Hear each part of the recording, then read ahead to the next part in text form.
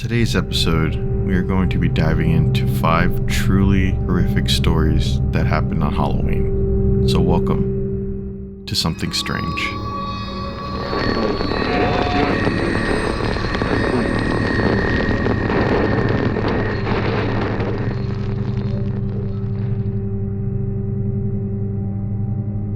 Number 5. The son who decapitated his mother.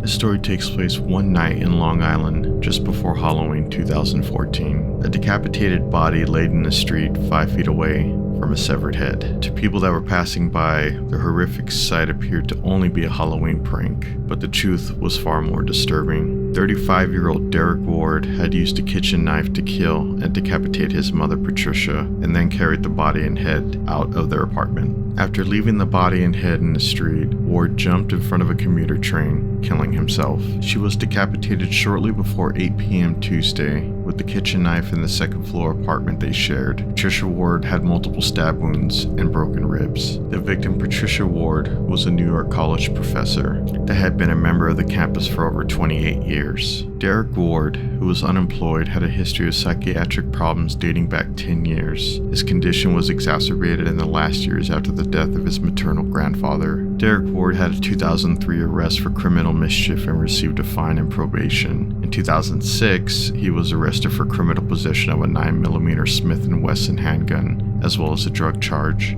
The motive of the crime was never determined. Number 4. The killer in a ghost face mask. On Halloween 2013, a killer in a ghost face mask murdered a Brooklyn man during a spree of Halloween violence. The masked man blasted away 19-year-old Anthony Seabury on East 31st Street at about 8:30 p.m. Thursday, hitting the victim in the head. No motive or weapon could be determined as to the cause of the killing, and the killer escaped. Number 3. The Stepfather from Hell. On Halloween in 1984, 8-year-old Brian Massey should have been enjoying a night of trick-or-treating with his sisters, Tiffany, aged 11, and Tamara, aged 10. Instead, he was subjected to a real-life horror film when his new stepfather, 26-year-old David Andrews, stabbed his mother to death before chasing his sisters down the hall and murdering them as well. Andrews then came into Massey's room, covered in blood, and kidnapped the boy.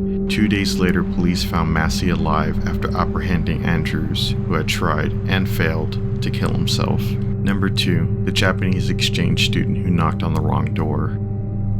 On Halloween in 1992, 16-year-old Japanese exchange student Yoshihira Hattori dressed up as John Travolta's character from Saturday Night Fever, then headed out to a Halloween party in Baton Rouge, Louisiana. Tragically, he was mistakenly dropped off at the wrong house, and the homeowner, panicked by this unexpected visitor, shot and killed Hattori with a .44 caliber Magnum point-blank ranged into his chest. The panicked householder, a 30-year-old supermarket worker named Ronnie Pierres, yelled "freeze," but Hattori, clearly misunderstanding the command, kept approaching. Pierres was charged with manslaughter and invoked the quote Castle Doctrine defense, whereby Americans have the right to apply lethal means to protect their homes, and was found not guilty by a jury. The Hattori family pursued the case in civil court, and 4 years later won $650,000 in damages, of which only $100,000 was paid by Pierre's insurance company. Yoshihiro's mother, Miyako, quote, said he tried his best to adapt to life as an exchange student. Number 1. The cyanide lace candy.